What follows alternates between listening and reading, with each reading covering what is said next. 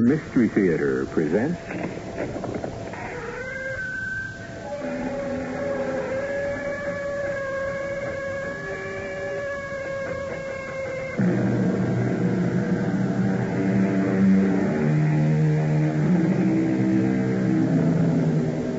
Come in. Welcome. I'm E.G. Marshall. What is about to unfold is the occult experience of a frustrated man, James Archer, and of what happened to him when he stepped beyond reality as we know it. I think I can safely say that each of us has had an experience so frustrating that we'd have given anything in the world to have had the power to overcome it. James Archer was given that power. I have your letter, Mr. Weber. Major Wayne, my son-in-law, James Archer, has been missing for 3 months. His body, or a body like his, was found in the Hudson River. His insurance has been paid over to my daughter, Nancy, Mrs. James Archer. Yes, we know all that. You also know that I'm president of a small bank in Terrytown. Can you explain how a substantial deposit is made in my bank each month to my daughter by her husband, who is dead and buried?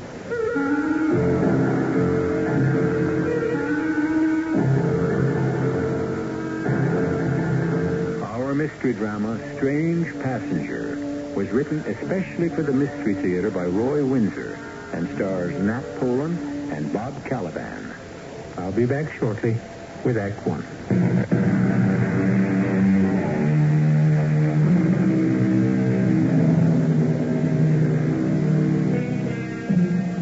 Have you ever looked up at the night sky and the moon hanging there and just wondered? Man is finite. He can comprehend anything with definable limits. But beyond such limits is an incomprehensible universe. We increase our knowledge about outer space each year, but what we know is very small. The mystery of life is a secret that still has to be revealed. But one corner of it was lifted for James Archer.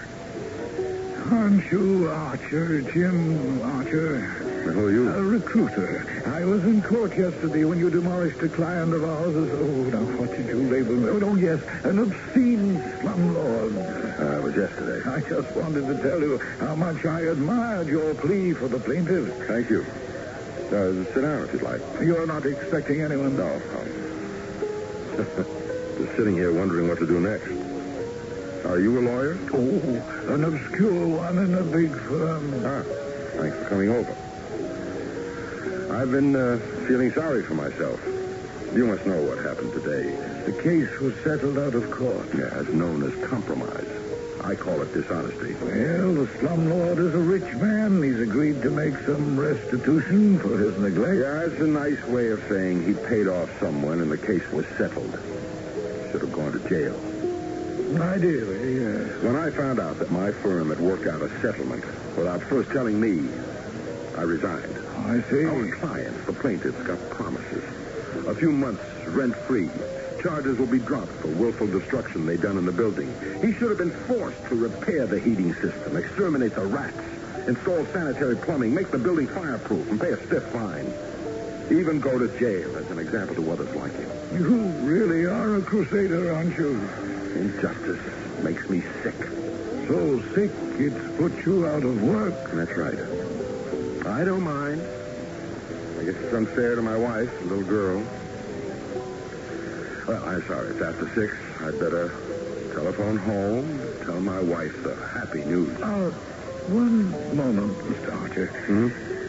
What would you be willing to do for security, authority, and the opportunity to practice those ideals which you hold so precious? That's not amusing, Mr. Recruiter. No, I mean it. What would you do? I'd do anything. Then I think I can arrange just such a life for you and for your family. Come with me.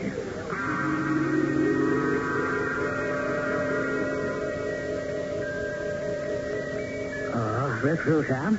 So you have found a man of integrity. Yes, Cosmo, this is James Archer, a gifted lawyer who believes that law and justice should never be compromised. Is that correct, Mr. Archer? Yes. May I ask where I am? Where we are is unimportant. You came here of your own free will. You are under no obligation to stay. If you say so, we will transport you back to the city. No, thank you. At least not until I've heard what this is all about. How can you guarantee me an honest, uncompromising life? Because I represent, in fact, I embody a viewpoint that is both utopian and attainable. And what is that? The bloodless establishment on your earth of a society in which each man is equal, in which each earthling will lead a happy life. A society in which certain outstanding men such as you can become will reestablish moral values and strive to relate to life beyond us. Well, that's mumbo-jumbo, but it sounds good. It's not mumbo-jumbo. You say that because you cannot see above the daily scratching and clawing for survival. All right, Mr. Cosmo. What do I have to do in order to attain this utopia of yours? Who pays my salary? What about insurance, pension? Oh, details. You will never need to worry about any of them. And while you are away, before you begin your mission, your wife and child will be provided for. My mission? Yes. Soon after it begins, you will rise swiftly. You will become a man of importance locally, then statewide, and then perhaps in your nation. You will proclaim what you honestly think. No more compromise, no watering down of the law or of justice. Mr. Recruiter? Yes? Are you sure I'm not still in that bar trying to forget my worries? Oh, I am very sure. The opportunity that has come to you has come to only a few others on Earth. Just who are the two of you? There's something very weird about all this. It seems so because you are earthbound, Mr. Archer. Are you saying... No, that's nonsense. I know that a lot of people report flying objects. There have been drawings of funny little men with pointed antennae for ears and all sorts of things. No rational person gives them a second thought. You don't have to believe, Mr. Archer. You are free to leave. When you arrive home, you will appear to have overstayed your time at that restaurant, and you won't remember a word of what followed after. I can, in fact, right now, blank out the names of your wife and child. You mean? Now, wait a minute. Their names are... You can do that. Very easily. Ready to quit, Mr. Archer? No. No? I think I'll see this through. Ah, that is an incredible honor, Mr. Archer. Recruiter, bring in the ship, and we will be on our way.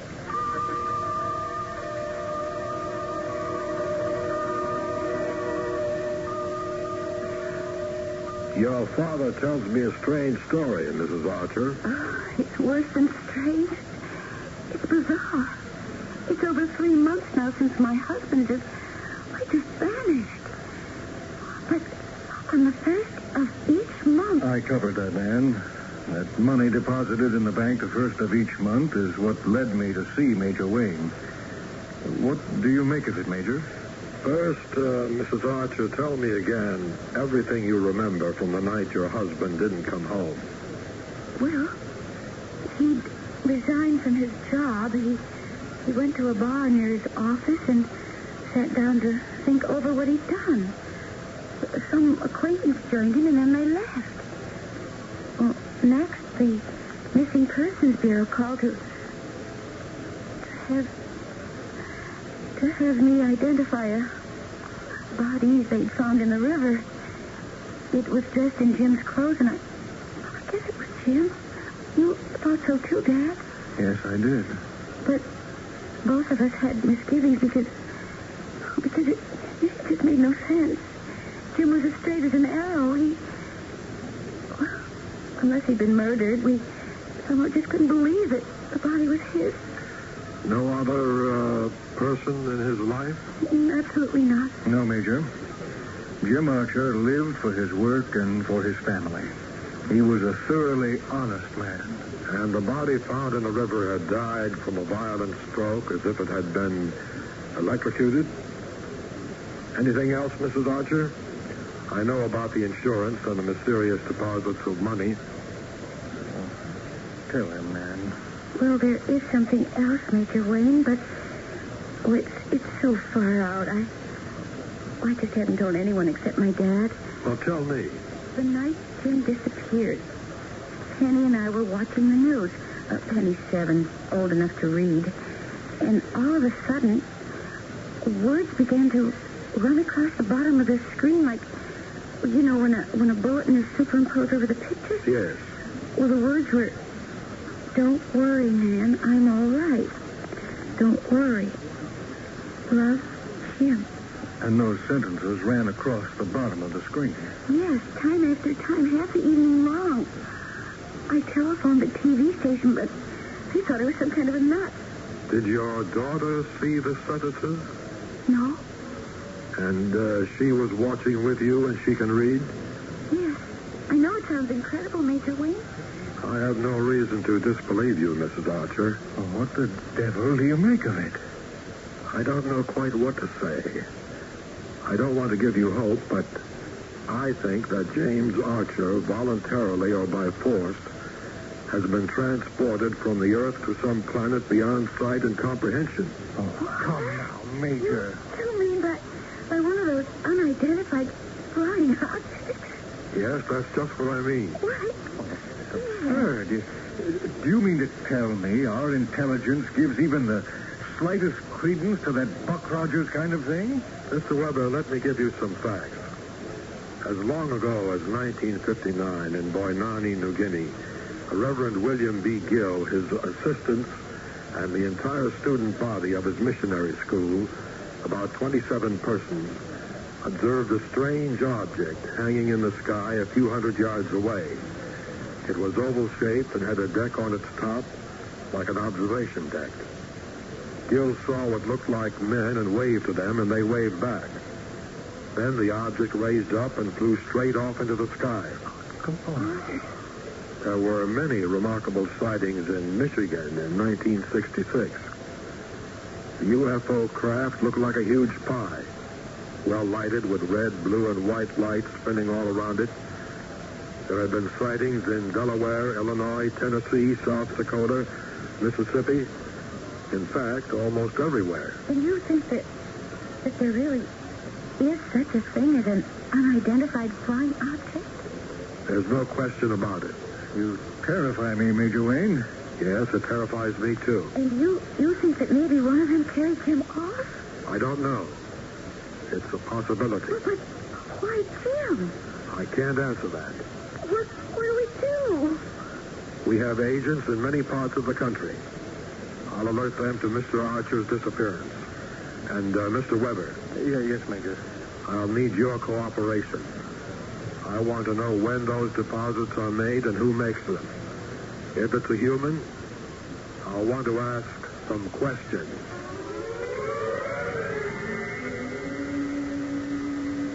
Well, Mr. Archer, what do you think? Magnificent.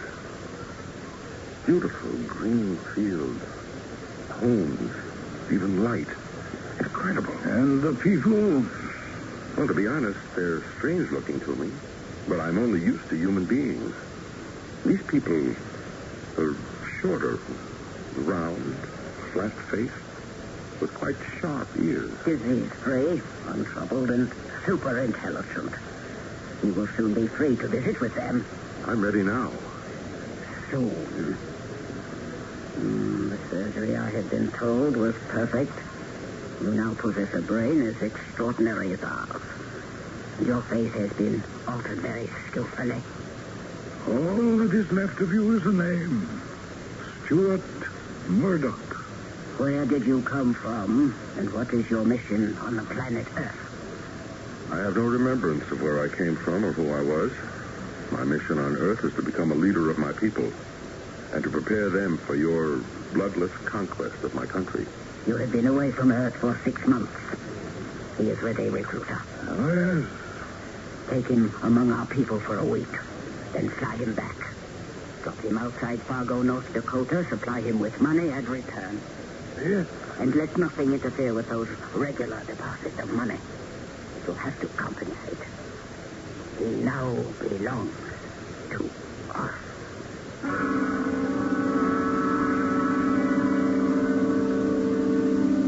Pure fantasy? Unidentified flying objects? One researcher wrote that he thought the phenomenon was so far outside the laws of present scientific knowledge that UFOs could be considered ridiculous. But once he was exposed to the hard facts, he concluded that the existence of this unexplainable phenomenon is, and I use his exact word, overwhelming. The strange story of James Archer, the recreated man, will continue in a few moments.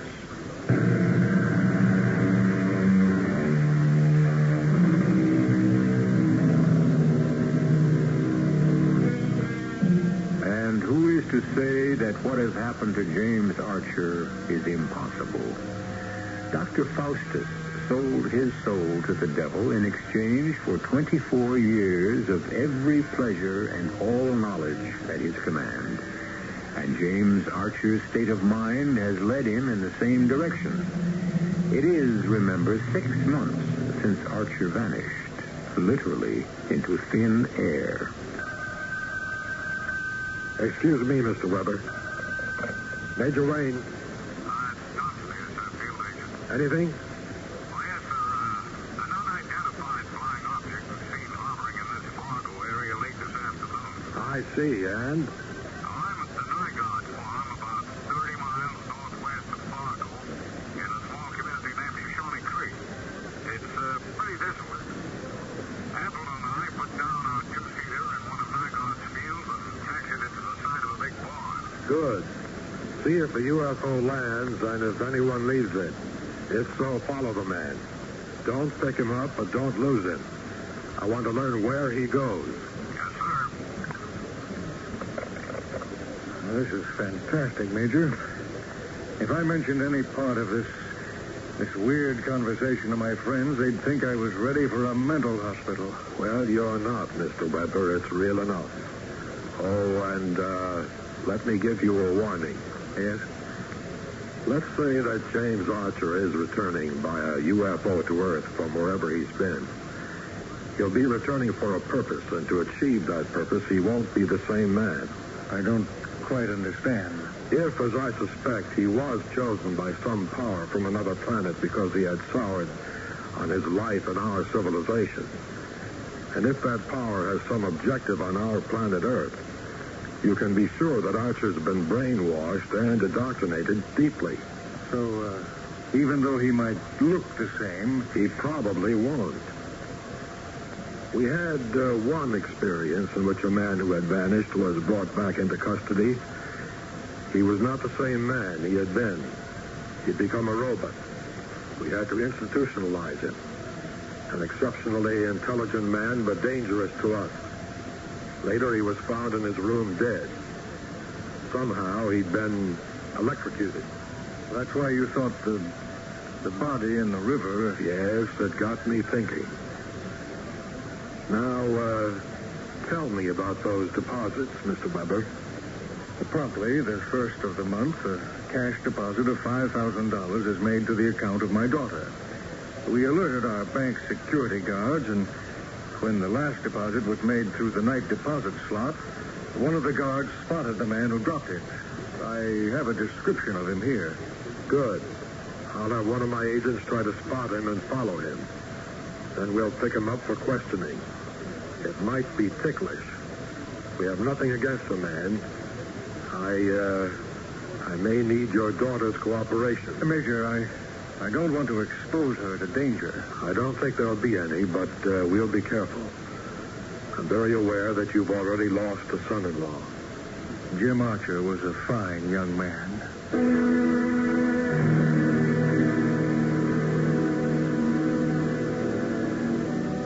Hello? Who is it? Oh, hello. Don't be afraid. Come up to the front of the church. I'm Reverend David Holt, the minister.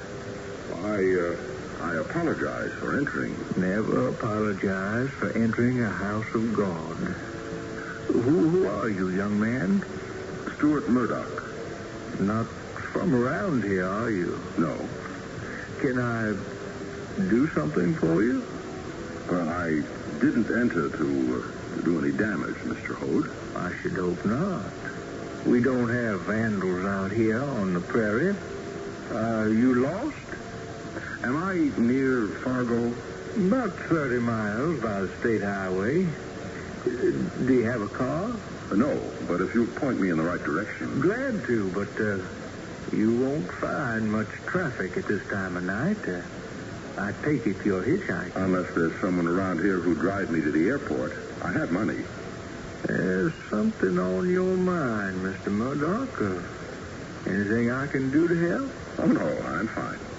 Have you been in the church for... No, you just walked in, am I right? Yes, a minute ago. And before that, you were outside? Yes. Now, if you'll show me the way to... Of course, all in good time, Mr. Murdoch. May I ask you a question? Did you see what I saw, and is that why you come here? What did you see? A saucer-shaped thing hovering in the sky and then coming close to the ground, not far from old Neil's Nygaard farm, half a mile from here. What they call an unidentified flying object. And you think you saw such a thing? I know I saw it. I'll be going along. Others saw it, too. I came to my church to pray to God to protect all of us. From what? Satan. Reverend Holt, there is no such thing as Satan. It is in a man's self that he is good or evil. Young man, I believe in God, and he sustains me, and in believing in him, I accept Satan as a fact. A fact of what? He was cast out of heaven and is the chief monarch of hell. Of hell, which is? Many things, Mr. Murdoch. Satan corrupts mankind. The struggle to possess a soul for good or for evil goes on in a man forever. The presence of God within you cannot be extirpated. Then I don't have anything to worry about. Well, the day will come, I assure you, when you will feel his presence, and he will help you to decide what is right. Okay, if you say so. You have been infected, haven't you? Odd you didn't see that unidentified flying object. Oh, I saw it. The fact is, I had a ride in it. You know something? You just may have at that.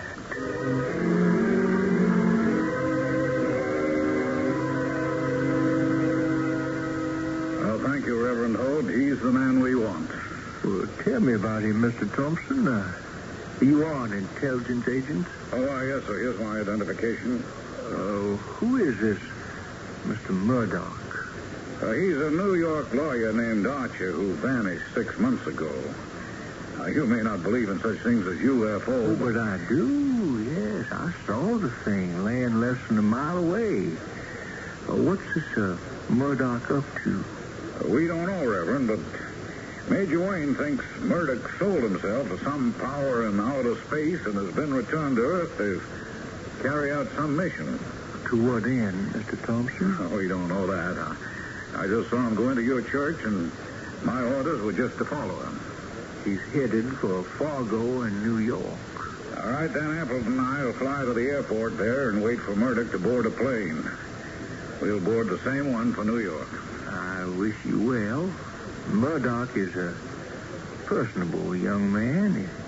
If some force by which we are ignorant has possessed him, don't despair.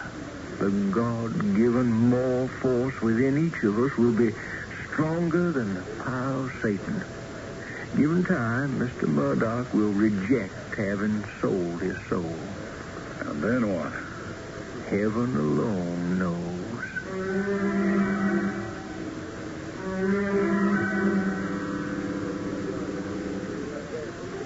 He comes in here almost every day after work. Oh, I'm terribly nervous, Major. Not Major, Mrs. Archer. I'm just plain Bill Wayne, your accountant, and you're Nancy. You got that straight? Yes, of course. Bill?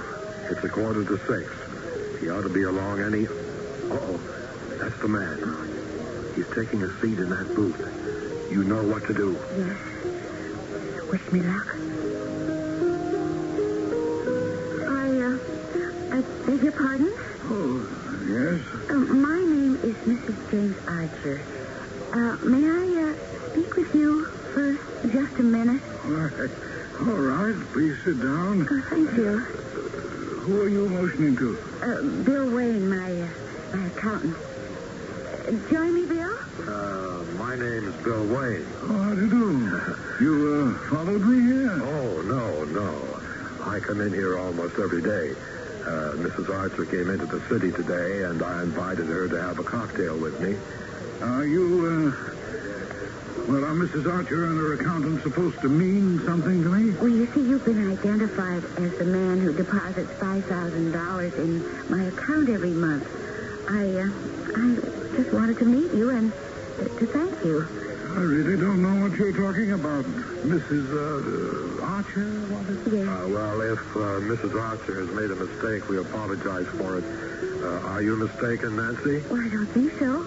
I have a picture with me. You had someone take my picture? Well, you see, my father's president of the bank, and he wanted it done. Does he make a practice of taking pictures of his depositors? Well, you see, my husband vanished 6 months ago, and he still keeps supplying me with this very generous amount of money each month.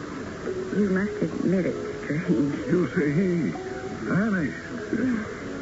Oh, yes, I vaguely remember the name now. Archer, wasn't his body found in the Hudson River? Well, a body was found. And identified? Well, yes. Then what you've told me is impossible. I agree with you. A dead man could not make monthly deposits to his widow. That's what's been troubling Nancy. She thought that if she could meet the man who made the deposits, she might get an explanation and be given some hope. Hope? That Archer is still alive? Well, that also sounds impossible. Well, if we've made a mistake, this is the picture of you, though, isn't it? Mr. I don't know your name. Recruiter. Yes, that does look like me. But you're not the person who makes the deposit? May I ask what difference it makes who provides you with money, Mrs. Archer? Well, it doesn't really. I'm grateful. But I keep thinking that if Jim is still able to provide for me, he just might be alive somewhere. Just as a matter of business, Mr. Recruiter, we have to find out where the money comes from. It's source. Oh, I'm afraid I can't help you. The money comes to me, and I'm just instructed to make the monthly deposits. Who? I mean, where do the instructions come from? Can you tell me that? Anonymous. Somehow it doesn't seem right. If Mr. Archer did someone an enormous favor... Well, did he? Do you know if he did? I never met the man. Now, you'll excuse me. No, goodbye, Mrs. Archer, and enjoy the money. Goodbye, Mr. Wayne. I wouldn't worry about the money. No. Consider the name. Ever heard of anyone named Recruiter? He's one of them. Whoever they are.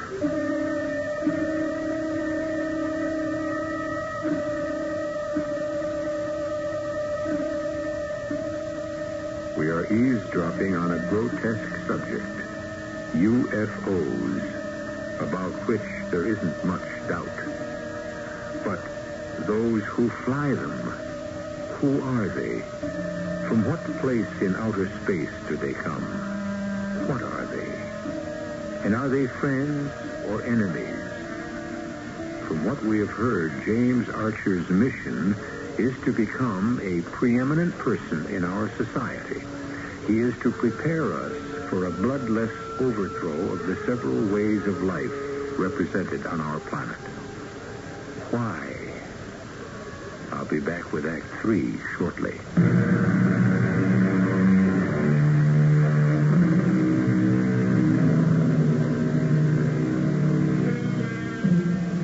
In any contest, it is wise never to underestimate the strength of the enemy. But what do we do when confronted by an incomprehensible force, one beyond finite understanding? Major Wayne of Intelligence knows what has been going on, but what can he do about it? We have never captured an unidentified flying object, and we only have reports that they have been seen at a distance. 6 months have now elapsed, and it is a year since James Archer disappeared. The deposit was made as usual. Well, why can't Major Wayne force that Mr. Recruiter to tell him where the money comes from? There's no law, Nan, to prevent a man from dropping money for you in the night slot of the bank. He's not committing a crime. One of these days, Recruiter will be seen with Jim, and then Wayne moves in. All about the only person Recruiter sees is that man who's become assistant to their special prosecutor. What's his name? Murdoch? Yes. Stuart Murdoch. Yes. A remarkable young man. Brilliant lawyer and great presence. He'll go far. He's a leader, and we haven't got many of them around these days. If I live long enough, I think I'll see Murdoch governor. He's an unusual man. So is Jim. Yes, I agree, Nancy. I was proud to have him as my son-in-law. You know, if you think about it soberly, Dad, both of us are not all there in the State Department. Who could believe that Jim might be alive in outer space? A year ago, I would have laughed at the idea. Now, I don't know. We have to rely on Major Wayne. Well, I'm not going to much longer. What do you mean by that? I'm moving into the city. What? Sell your home? Take Penny out of school? Oh, let's face it. I'm still young and alive. I want to be with people, among them. I'll find a job, and Penny can go to private school. Jim is dead. Penny and I are alive. And we need to rip this shroud off from over us.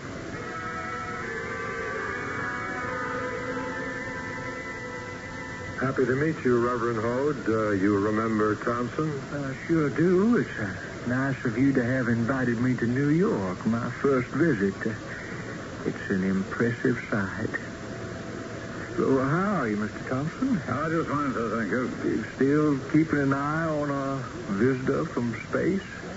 You think that, Reverend Hode? Well, I suspect it. Let me put it that way. That was an unusual experience for me. That young man just appearing in my church, Stuart Murdoch. Yes, I've been following his career.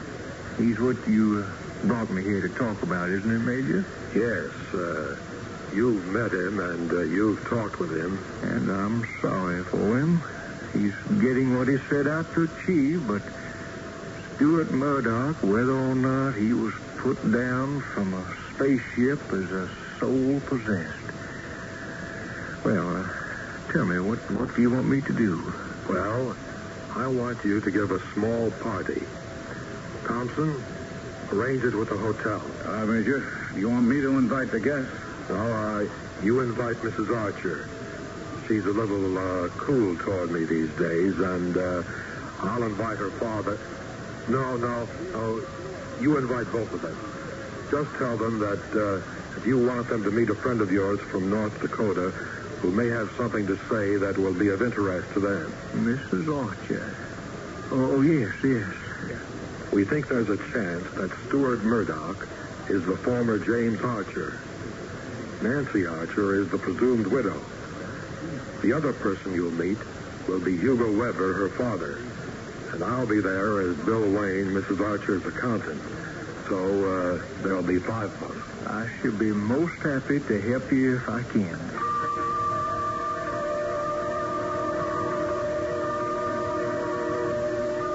Well, recruiter. I'm troubled, Cosmo. Why? Mr. Murdoch is everything we expected him to be. Oh, that's true. He's risen rapidly, and he has already become a public figure. But I'm troubled about him.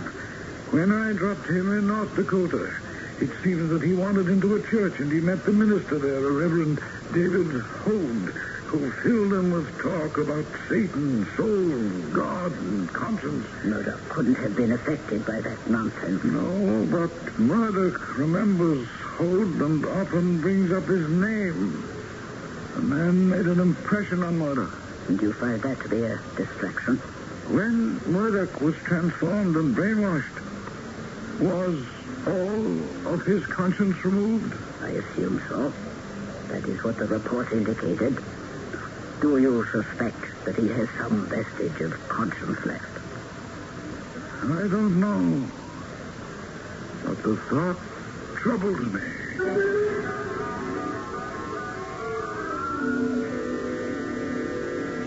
Right on time, Reverend Hode. 5 o'clock. Let's hope it all goes well. Mrs. Arch and the others should be right along. Hello, Mr. Hode. I'm so glad you could stop in to see me, Mr. Murdoch. Thank you.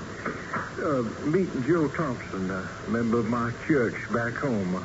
Joe, this is Stuart Murdoch. How do you do? Sit down, Mr. Murdoch. We have tea or whatever else you'd like. Tea, please. Oh, good. I don't try to impose my taste on others. I thought that was your job, Reverend. Shoving your convictions down the throats of others. No, not shoving, young man. I expose my convictions to them, and then it's up to the individual to accept or to reject the truth. The truth, as you see it. It's the word of God, which is the truth. I'm just one of his messengers. That's one of the reasons I wanted to see you while I was in New York.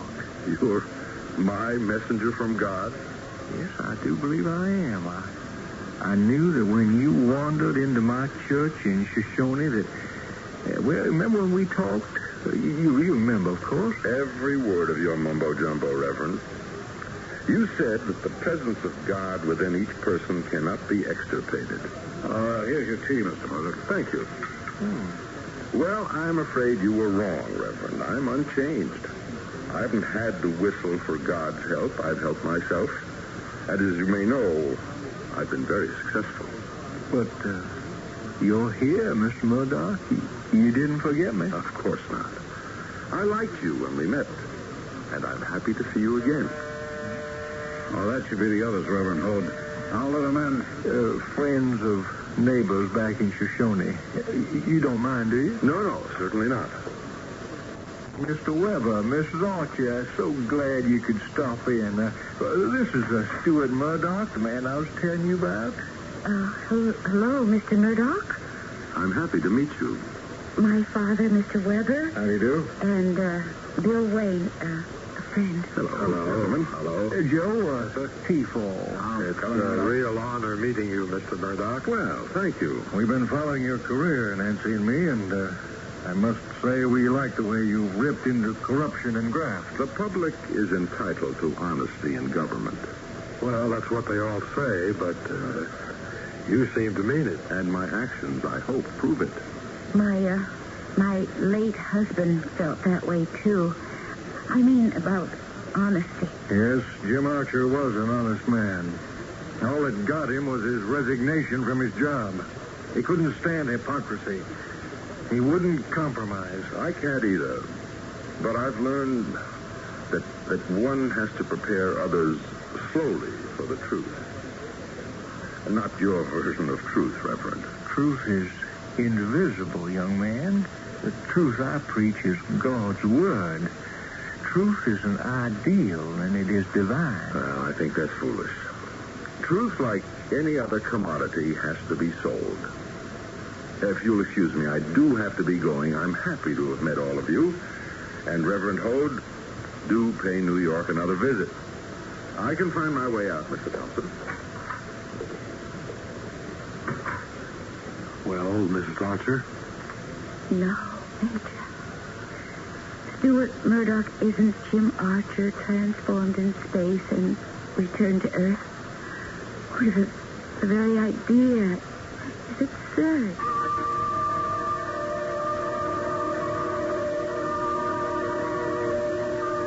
Astonishing. An obscure minister from North Dakota has created wonder in your mind.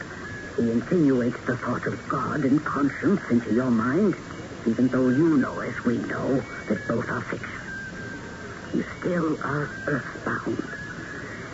Well, Mr. Murdoch, we seem to have failed. It has happened before, but not often. I can offer you a choice. A return to our planet for a short time, and then resume your mission on Earth, or remain here now. I don't know what to do. Why can't we go on as we have been? I'll carry out the mission. I'm afraid that's no good, Mr. Murdoch. The very fact that you wonder if he's been infected with Satan's moral virus, whatever that might be, creates a doubt about your reliability. Order the ship. Are you, taking me back into space, Cosmo? No. You will remain here. You will be returned to what you would have become after you resigned from your job and before you accepted recruiter's offer. And what would that be? Still an unemployed lawyer? That will be for others to discover.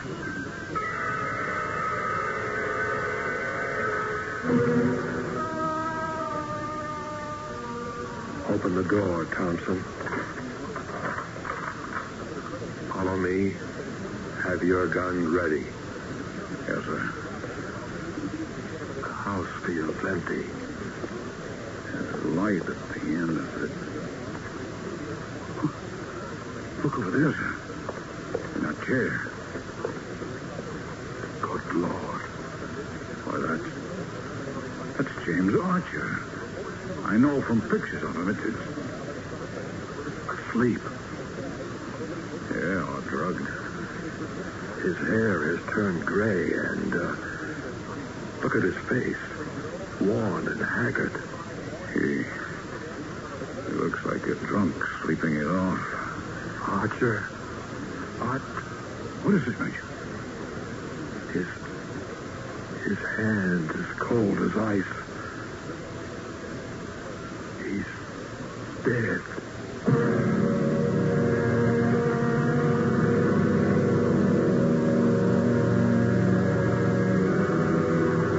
So, as Cosmo said, James Archer was returned as what he would have become after he lost his job and tried to sell his soul to a force from outer space. Had Cosmo read the future? It would appear so. It is very possible that James Archer was so depressed with his future that he allowed himself to deteriorate into the condition in which he was found. I will return shortly.